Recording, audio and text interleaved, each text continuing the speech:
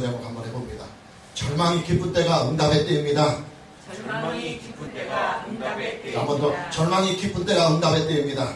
절망이 기쁜 때가 응답의 때입니다. 창세기 17장은 아브라함의 나이 99세 그리고 사라의 나이 90세에 일어났던 세 가지 아주 중요한 사건을 기록하고 있습니다. 첫 번째 사건은 하나님께서 아브라함과 그의 아내 사라의 이름을 아브라함과 사라로 이름을 하나님이 직접 지어서 계명해 주십니다. 그리고 이제 두 번째 사건은 성경 최초로 할례가 등장합니다. 하나님께서 아브라함과 그의 가족들에게 할례를 명하시고 이때부터 이제 아브라함의 후손들은 할례라고 하는 이 거룩한 예식이 등장하게 됩니다. 그리고 셋째는 그토록 기다리던 후손에 대한 약속, 아들에 대한 그 약속이 1년으로 좁혀집니다. 그래서 내년 이맘때쯤엔 너에게 아들이 있을 것이라고 하는 이 놀라운 축복을 주십니다. 오늘은 이 세 가지의 사건 중에서 할례라고 하는 이 사건은 너무 중요하기 때문에 다음 주에 따로 떼어서 살펴보고, 오늘은 하나님께서 아브라함과 사라의 이름을 계명시켜 주신 이 일과 그리고 1년 후에 아들을 주실 것이라고 하는 이 약속의 말씀을 우리가 함께 만나면서 그 안에 있는 구속사를 함께 우리가 만나보고자 합니다. 하나님께서 아브라함에게 새 이름을 지어주십니다. 아브라함이라는 이름입니다. 본문 5절에 보면 이제 후로는 네 이름을 아브람이라 하지 아니하고 아브라함이라 하리니 이는 내가 너를 여러 민족의 아버지가 되게 함이니라. 하나님은 사라의 이름도 새 이름으로 직접 다시 지어주십니다. 사라라는 이름입니다. 본문 15절 16절을 보면 하나님이 또 아브라함에게 이르시되 네 아내 사라는 이름을 사라라 하지 말고 사라라 하라.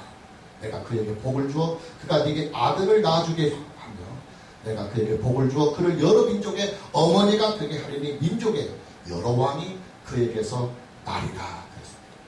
여러분, 사람의 이름을 지어준다고 하는 이 일이요 아무나 하는 게 아닙니다. 자식의 이름을 누가 지어줍니까? 아버지가 짓습니다. 왜 아버지가 자식의 이름을 짓습니까? 자식에 대한 친권이 부모에게 있기 때문입니다. 그리고 그 부모의 대표자가 아버지이기 때문에 아버지가 친권을 가지고 자식의 이름을 지어주는 것입니다. 아브람이라는 이름은 그의 육신의 아버지인 베라가 친권을 가지고 지어주었습니다. 아브라함의 친권이 그의 아버지인 베라에게 있기 때문입니다. 그러나 하나님께서 아브람이라는 이 이름을 아브라함으로 직접 다시 지어주십니다. 예, 하나님께서 아브라함의 아버지가 되어주시겠다고 하시는 선언이고 하나님께서 아브라함의 친권자가 되어주시겠다고 하는 법적인 선포입니다. 여러분, 이제부터 하나님과 아브라함의 관계는요 주종의 관계가 아닙니다. 창조자와 피조물의 관계가 아닙니다.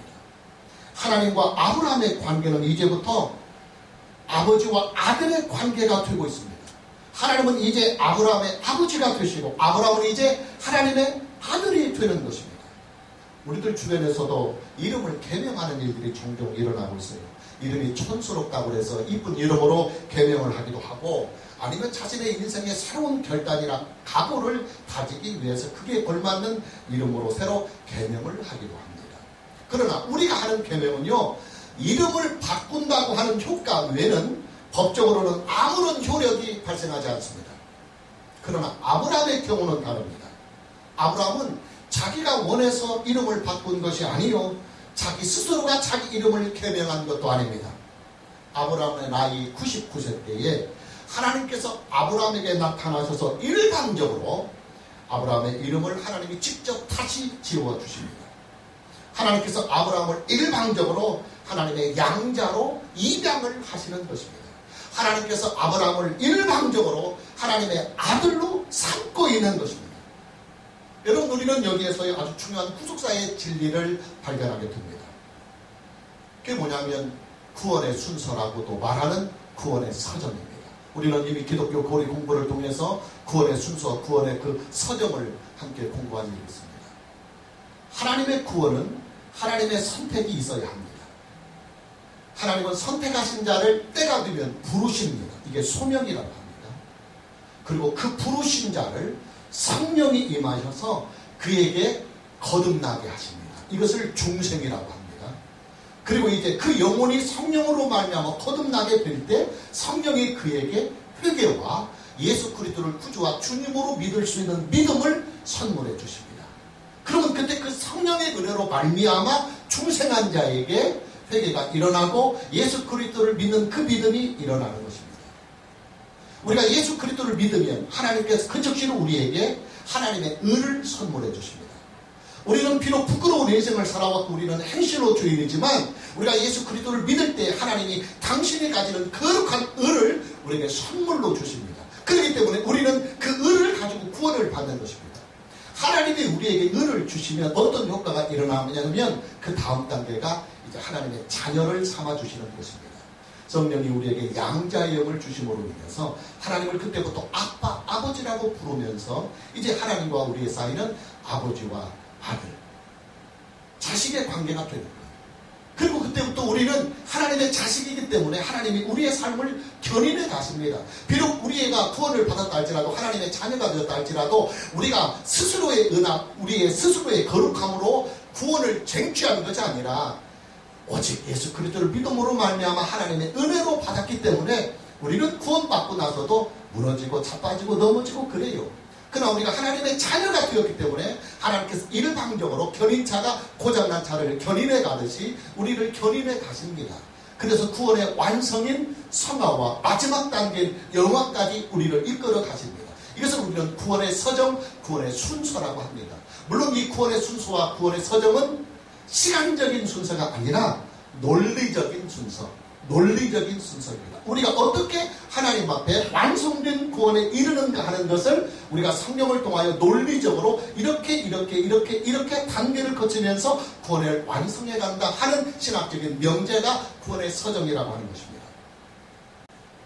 하나님께서 아브라함을 창세기 15장 6절에서 그가 여호와를 믿으니 하나님께서 그것을 그의 의로 여기셨다고 말씀하고 있습니다. 창세기 15장 6절에서 그는 하나님으로 인하여 하나님의 의를 선물받게 됩니다. 그는 이제 하나님 앞에 의롭다는 인정을 받은 것입니다. 그러나 그의 구원이 여기에서 끝나서는 안 됩니다. 그 다음의 단계가 뭐냐면 그에게도 양자의 영이 임하여서 하나님의 자식이 되어야 하는 단계가 아직 남아있어요. 오늘 그 사건이 그 일이 이루어지는 것입니다. 하나님께서 아브라함의 이름을 아브라함으로 직접 아버지가 되어서 이름을 지어주시고 사라의 이름을 사라라고 직접 이름을 지어주시는 것은 내가 너희들을 이제는 나의 자식으로 삼는다 하는 것을 법적으로 선포하시는 행위예요. 그렇기 때문에 오늘 본문에서 아브라함과 사라의 이름이 아브라함과 사라로 개명이 되는 것은 신약적으로 말하면, 그리고 우리가 구원의 서적으로 말하면 그들이 하나님의 자녀가 되는 사건이다 그 말입니다. 지금까지 아브라함은 그의 아버지인 데라의 아들로 살아왔습니다. 그러나 이때부터 아브라함은 데라의 아들이 아니라 하나님의 아들로 삽니다. 그는 이제 데라의 아들이 아닌 아브라함이 아니라 하나님의 아들인 아브라함이 된 것입니다. 사라도 마찬가지입니다. 사라라고 하는 그녀의 원래의 이름은 그녀를 낳은 육신의 아버지가 지어준 이름입니다. 그러나 하나님은 그녀에게 사라라고 하는 이 이름을 거두시고 사라라고 하는 새 이름을 직접 다시 지어주셨습니다. 하나님께서 사라의 아버지가 되시겠다고 하시는 법적인 선언이요, 사라는 이제 하나님의 자녀가 되었다고 하는 법적인 선포를 공식적으로 이 세상에 하고 있는 것입니다. 그래요, 여러분, 신약과 구약의 구원과는 언제나 하나입니다. 신약과 구약의 구원과는 언제나 동일합니다. 그 구원관이 뭐냐면 오직 하나님의 은혜요, 오직 예수 그리스도를 믿음으로 말미암아 우리가 구원을 받는 것입니다.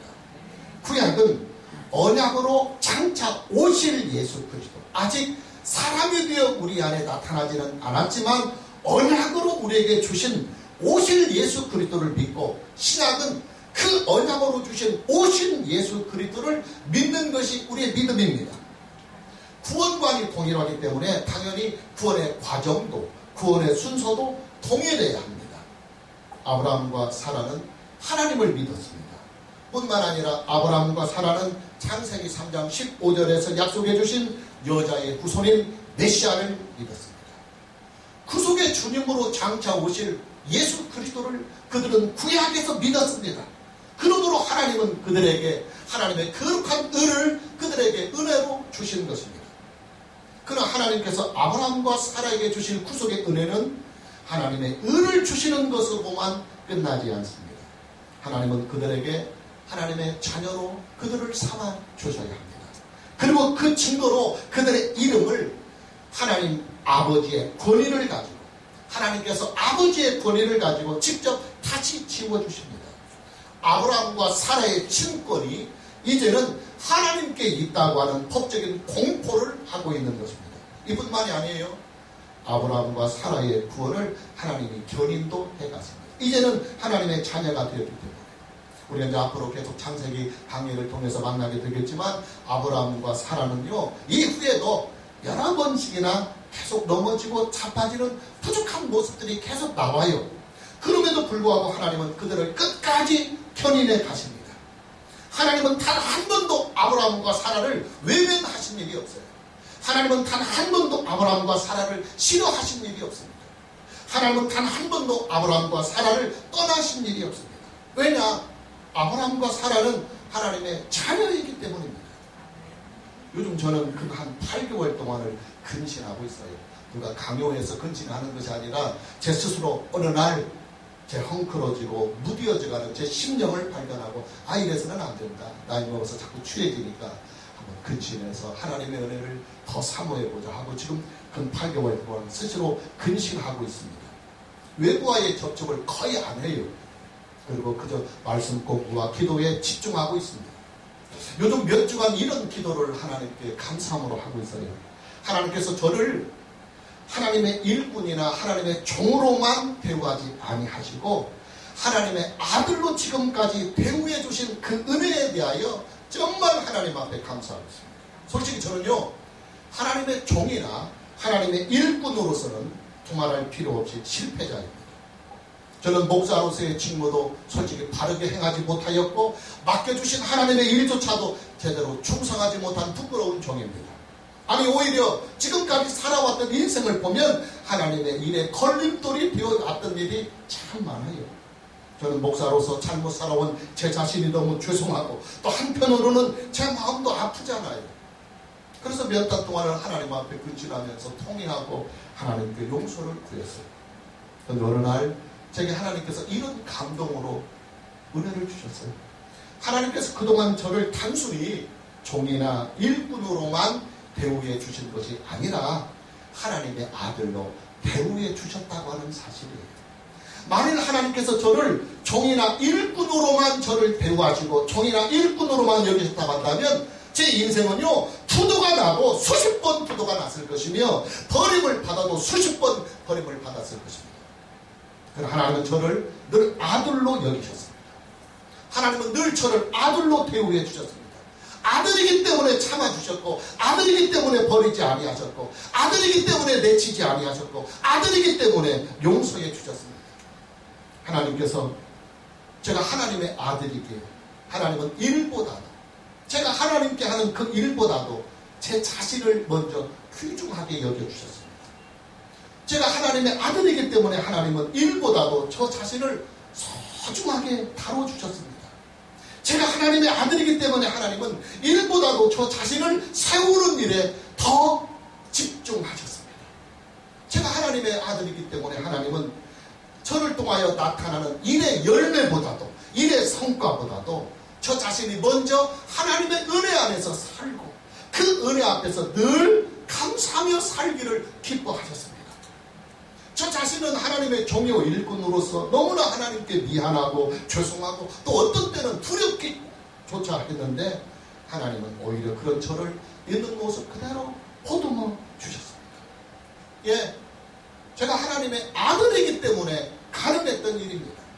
사랑하는 여러분, 예수 그리스도를 믿는 저와 여러분은요 이미 하나님의 자녀가 되었습니다. 할렐루야. 우리가 하나님의 자녀가 되었다고 하는 사실을 성경적으로 어떻게 믿을 수 있고 확신할 수 있느냐. 참고구절 로마서 8장 15절입니다. 신학적으로 굉장히 중요한 말씀입니다. 너희는 다시 무서워하는 종의 영을 받지 아니하고 양자의 영을 받았으므로 우리가 아빠, 아버지라고 부르짖느니라. 할렐루야. 우리가 하나님을 아빠, 아버지라고 부를 수 있다고 하는 이 사실이 그냥 우연히 되는 것이 아니다. 하나님께서 우리를 아들로 삼아주신 증거로 양자의 영을, 하나님의 아들의 영을 우리에게 주셨기 때문에 그 영을 가지고 하나님을 친근하게 아버지라고 부를 수 있는 것이지, 하나님의 자식이 되지 않은 사람이 어떻게 하나님을 감히 아버지라고 부를 수 있겠느냐. 성경은 우리가 예수 그리스도를 믿어 하나님의 자녀가 되었다고 하는 구체적인 증거를 네가 하나님을 아빠, 아버지라고 친근하게 자연스럽게 부르고 있다고 하는 이 사실은 너의 의지에서나 감정에서 나온 것이 아니라 하나님이 너에게 이미 아들의 영을 주셨기 때문에 나타나는 현상입니다. 할렐루야. 오늘 저와 여러분 모두에게 우리가 하나님의 자녀로 살아간다고 하는 이 놀라운 은혜가 얼마나 소중하고 얼마나 귀한가를 말씀을 통해서 다시 한번 깨닫는 은혜가 있기를 주님의 이름으로 축복합니다. 하나님께서 아브라함과 사라에게 주신 이 새 이름에는 하나님의 구속사의 진리가, 하나님의 구속사의 계시가 담겨 있습니다. 먼저 아브라함이라는 이 이름을 봅니다. 본문 5절에 보면 이제 후로는 네 이름을 아브람이라 하지 아니하고 아브라함이라 하리니 이는 내가 너를 여러 민족의 아버지가 되게 하느니라. 아브라함의 원래 이름은 아브람이었습니다. 고귀한 아버지라 그런 뜻입니다. 그의 아버지인 데라가 족장입니다. 족장이기 때문에 족장의 후예요. 그리고 족장의 후사인 아브람에게 그 족장의 후예에 알맞는 이름 아브람, 너는 족장의 아버지다, 여러 사람들의 고귀한 아버지다 하는 뜻으로 아브람이라고 이름을 지어줬습니다. 그러나 하나님은 아브라함이라는 새 이름을 주셨습니다. 아브라함이라고 하는 이 이름의 뜻은 열국의 아버지, 많은 무리의 아버지라는 뜻입니다. 아버지는, 아브라함은 이제 데라가의 한 족장으로서의 아버지가 아니라 많은 민족의 아버지가 되고, 많은 민족의 아버지가 되고, 많은 나라의 아버지가 되고, 많은 무리의 아버지가 되고, 더 나아가서 전 세계의 아버지가 된다고 하는 축복이요 예언입니다. 여러분, 이게 지금 무슨 말씀입니까? 물론 1차적으로는 하나님께서 아브라함에게 약속해 주신 자손에 대한 축복, 후손에 대한 축복입니다. 1차적으로는, 문자적으로는. 그래서 아브라함의 후손들이 그만큼 많은 민족을 이루고 많은 나라들을 이루고, 그것이 그들이 시발점이기 때문에 너는 태어날 그 많은 나라들과 민족들의 아버지가 될 것이라 하는 의미가 아브라함이라는 이름 속에 담겨 있어요. 그러나 이 말씀은 동시에 아브라함의 후손으로 이 세상에 오실 예수 그리스도에 대한 예언이기도 합니다. 이 세상을 구원하실 메시아는 아브라함의 후손으로 오셨습니다. 아브라함의 후손으로 이 세상에 오실 예수 그리스도를 장차 오셔서 모든 나라들의 왕이 되실 것이며, 아브라함의 후손으로 이 세상에 오실 메시아이신 예수 그리스도는 모든 민족들의 주님이 될 것이며, 아브라함의 후손으로 이 세상에 오실 예수 그리스도는 많은 무리들의 구원의 주님이 되실 것이라고는 예언이요 축복인 것입니다. 이제 예수 그리스도 안에서 하나님의 그 놀라운 구원의 은혜가 전 세계와 온 인류와 각 나라에게 충만하게 퍼질 것이라고 하는 예언의 선포이기도 하고 신령한 축복의 선포이기도 합니다. 아브라함이라고 하는 이 이름에는 예수 그리스도 안에 있는 구속의 진리가 담겨 있습니다.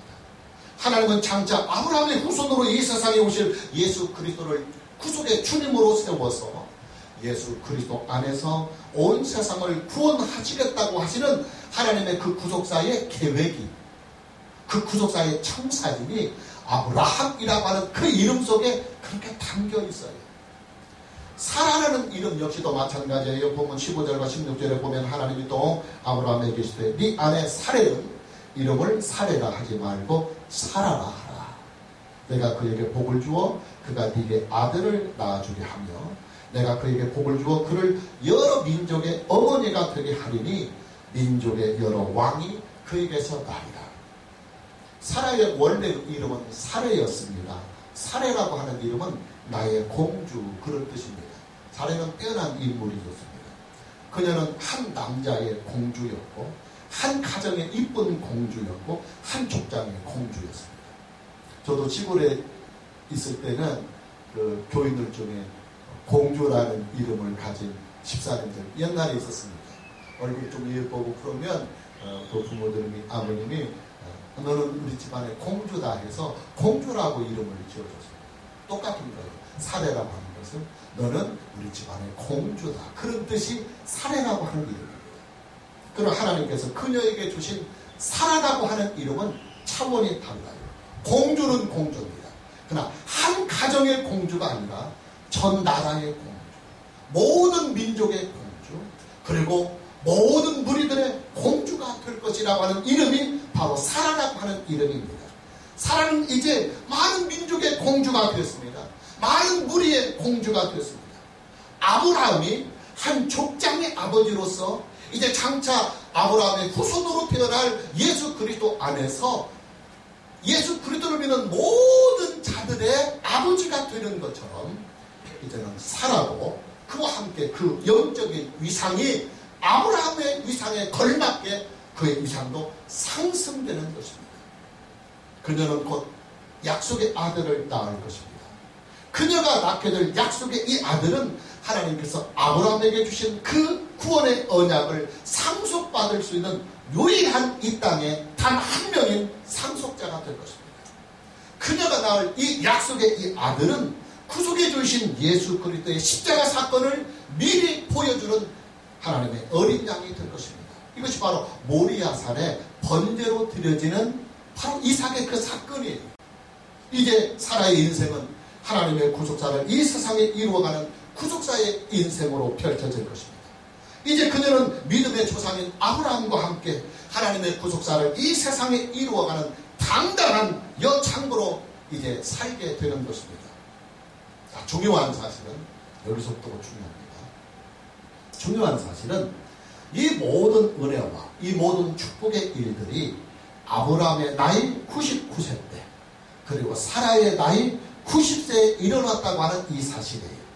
본문 1절 말씀을 보면 아브라함이 99세 때 여호와께서 아브라함에게 나타나서 그에게 이르시되 나는 전능한 하나님이라 너는 내 앞에서 행하여 완전하라 하면서 17장이 소개가 됩니다.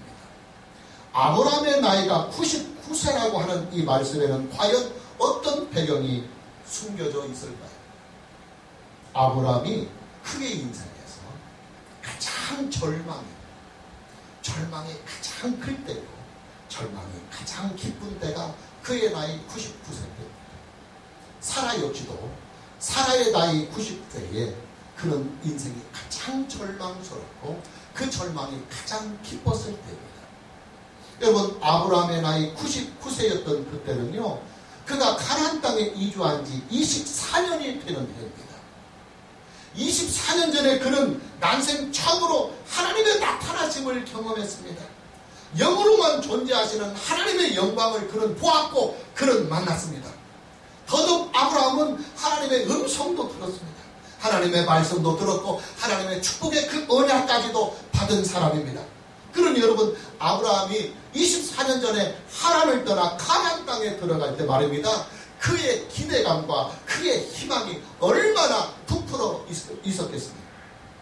그러나 막상 그런 기대감과 희망을 가지고 가나안 땅에 들어가서 그가 첫 번째 만났던 부딪힌 현실이 뭐냐면 축복의 현실이 아니었어요. 제일 먼저 만났던 것이 기근이었습니다.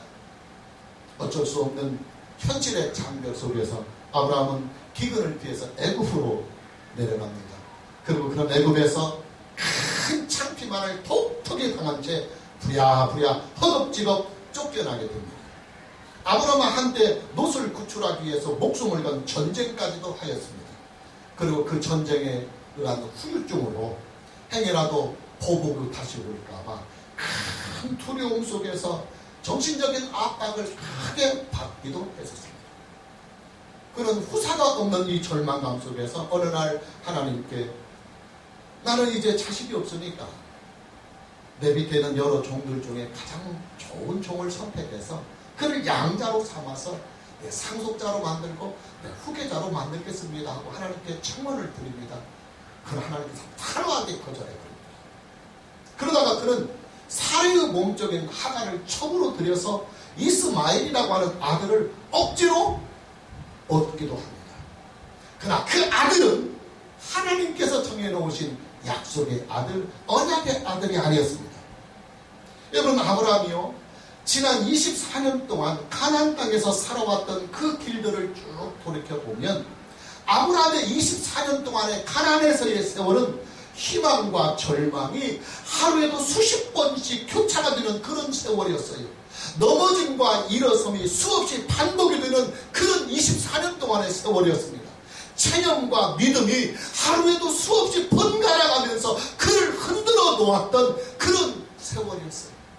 그러다가 이제 그의 나이 99세가 되었습니다. 그는 이제 나이로 봐서 또 아내의 몸의 상태로 봐서는 도저히 아들을 낳을 수 없는 절망이 가장 깊었던 때가 99세였습니다. 뿐만 아니라 그는 24년 동안 가나안 땅에서 하나님의 약속의 말씀을 따라 살아왔지만 아직까지 단 한 평의 땅도 하나님께서 네가 받는 땅 동서남북으로 다 주겠다 약속했는데 그 약속의 말씀만 있지 현실적으로는 단 한 평의 땅도 얻지 못하고 여전히 지금 방황 생활을 하고 있어요. 그러니 여러분, 아브라함의 상태, 아브라함의 마음, 아브라함의 심정이 얼마나 복잡하고 얼마나 불안하겠습니까? 아브라함의 나이가 99세라고 하는 이때는 바로 이런 배경을 다 함축하는 말씀입니다. 아브라함의 절망과 아브라함의 체념이 그리고 아브라함의 아픔이 가장 크고 가장 기뻤을 때가 아브라함의 나이 99세였다 그 말이에요. 근데 여러분 보십시오. 하나님은 바로 그런 때를, 이런 때를 하나님의 응답의 때로 정하셨습니다.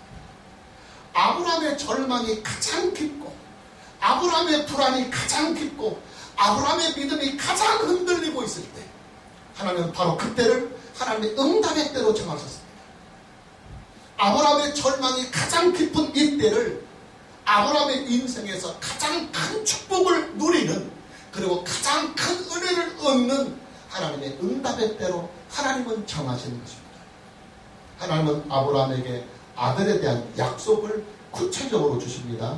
본문 21절 말씀을 보면 내 언약은 내가 내년 이 시기에 사라가 네게 낳을 이삭과 세우리라. 예, 드디어 기다리던 아들에 대한 약속이 이제 약 1년 후면 현실이 됩니다. 그것도 임신을 한 상태의 1년이 아닙니다. 1년 후에 임신을 하리라 하는 말씀이 아니고 1년 후에 아들을 낳을 것이라고 하는 선포입니다. 그때가 한다면 우리가 보통 임신 주간이 한 10달 되니까 내일 모레새로 곧 아브라함과 사레 사이에 아들이 임신이 되고 생길 것이라고 하는 놀라운 축복의 선언입니다. 하나님은 1년 후에 태어날 그 아들의 이름조차도 아예 미리 지어주셨습니다. 이게 확실하니까 19절에 보면 하나님이 이르시되 아니라 네 아내 사라가 네게 아들을 낳으리니 너는 그 이름을 이삭이라 하라. 내가 그와 내 언약을 세우리니 그의 후손에게 영원한 언약이 되리라. 여러분, 이 정도면 확실한 것 아닙니까? 아브라함이 가지고 있는 모든 절망과 그가 가진 모든 불안과 모든 의심을 한꺼번에 다 날려보낼 수 있는 메가톤급 축복이 바로 오늘 아브라함 99세 때 창세기 17장에서 펼쳐지고 있는 것입니다. 사라도 마찬가지예요. 사라의 나이는 90세입니다. 창세기 18장 11절 말씀을 보면 사라는 이미 생리가 끊어졌다. 성경에 이미 선포하고 있어요. 그녀는 이미 아들을 포기하고 자기의 몸종을 남편에게 들여서 아들까지 낳게 하였어요. 그런 그녀가 무슨 낙이 있고 무슨 희망이 있겠어요. 그러나 하나님은 사라의 절망이 가장 깊은 그때를 선택해서 아들을 낳는다. 아들을 주시는 응답의 때로 그를 정하셨습니다. 무슨 말이냐? 이게 이제 결론입니다. 하나님이 우리에게 주시는 두 가지의 메시지가 이 사건 속에는 들어있어요. 첫 번째 메시지는 다 하나님의 은혜요, 오직 하나님의 은혜라고 하는 메시지입니다. 아브라함과 사라는 그들의 노력이나 그들의 의지나 그들의 모든 여건과 능력을 가지고는 도저히 자녀를 생산할 수 없는 몸이 되었습니다. 여자로서 여성의 생리가 끊겨졌다고 하는 것이 바로 그 절망을 의미하는 것입니다. 그런데 그들에게 아들이 생겼다고 하는 것은 이것은 오직 하나님의 은혜요, 다 전적인 하나님의 은혜라고 하는 사실. 아브라함과 사라의 축복은 그들이 만든 작품이 아니에요. 오직 하나님께서 은혜로 주셨고 다 하나님께서 은혜로 주셨다고 하는 것을 성경을 통해서 우리에게 선포하시면서, 야, 하나님의 자녀가 된 너희들이 잘나서 축복되고 너희들이 하나님께 뭐 헌금을 많이 드리고 막 충성을 많이 해서 너희들이 축복받는 것이 아니라 너희들은 내 자녀이기 때문에, 아들 딸들이기 때문에 내가 아버지로서 너희들을 사랑하는 마음으로 베풀어 주시는 나의 은혜의 결과다. 할렐루야. 아멘. 오직 은혜요, 다 하나님의 은혜라고 하는 사실을 오늘 이 메시지를, 이 사건을 통해서 보여주십니다. 두 번째 메시지는 절망이 깊다고 해서 인생이 끝나지는 않는다 하는 메시지입니다. 여러분, 우리의 인생이 절망이 크고 절망이 깊다고 해서 그 절망이 우리를 삼키지 않습니다. 저도 제 인생을 돌아보면요, 목회를 하면서 수많은 좌절감이 있었고 수많은 절망감이 있었고, 제가 하나님 앞에 정말 이제는 벼랑 끝입니다 하고 기도했던 일들이, 그래서 막 3주 40일 금식기도 하며 하나님 이제는 막 절망의 끝입니다, 벼랑 끝입니다 하고 기도했던 일들이 한두 번이 아니에요. 그러나 그 벼랑 끝이 저를 죽이지 않았어요. 그 벼랑 끝이 제 인생을 끝나게 하지 한 번도 안 했어요. 오히려 그 벼랑 끝이 기적을 체험해요. 하나님의 충만한 은혜를 다시 만나는 응답의 때가 되었습니다. 절망이 깊은 그때가 우리에게는 오히려 하나님의 응답의 때예요. 절망이 깊고 좌절이 깊은 그 아픔의 그때가 하나님의 강권적인 은혜로 말미암아 하나님의 살아계심을 체험하게 되는 축복의 때가 된다고 하는 메시지를 오늘 저와 여러분들에게 이 사건은 주고 계시는 것입니다. 자, 그렇다면 여러분, 우리는 이 메시지를 지금 우리의 현실 속에서 어떻게 받아야 할까요? 예, 우리의 인생이 가장 마냥 절망이 깊고 아픔이 깊으면 안 되잖아요. 매일 그렇게 살 수는 없어요. 우리에게 평안이 오고 기쁨이 오고 은혜가 충만할 때 있어요. 절망이 없을 때는 여러분 감사하며 사십시오. 감사합시오. 그리고 마음껏 누리십시오. 하나님이 여러분의 인생을 평안케 하시고 여러분의 인생을 축복되게 하시고 여러분의 인생을 형통케 하실 때는 그것을 마음껏 누리며 감사하게 사십시오. 그리고 절망이 적게 몰려올 때는, 이길 만큼의 절망, 이길 만큼의 좌절이 올 때는 여러분 말씀 안에서 그 믿음으로 견디고 이겨나가십시오. 이길 만한 절망입니다. 그러나 여러분이 이길 수 없는 절망이 몰려오고 여러분이 견딜 수 없는 좌절이 몰려오고 여러분의 노력이나 능력이나 의지로 도저히 버틸 수 없는 한계의 절망이 올 때는 오늘의 이 메시지를 생각하십시오. 그리고 하나님의 긍휼을 기대하십시오.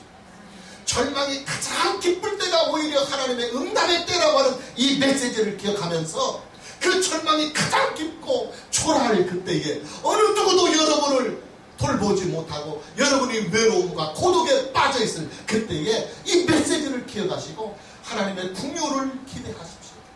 하나님의 은혜를 기대하십시오. 그리고 하나님의 그 응답을 기대하십시오. 그 기대감이 여러분을 절망에서 이기게 하실 것이고 그 희망이 여러분의 좌절감을 이기게 하시면서 응답이 올 때까지 여러분을 세워나갈 것입니다. 오늘 저와 여러분 모두에게 여러분의 인생에서 가장 절망이 깊은 때에 오히려 하나님의 응답과 기적을 크게 만나는 이 놀라운 은혜가 있기를 주님의 이름으로 축복합니다. 아멘. 할렐루야. 아멘. 찬양합니다.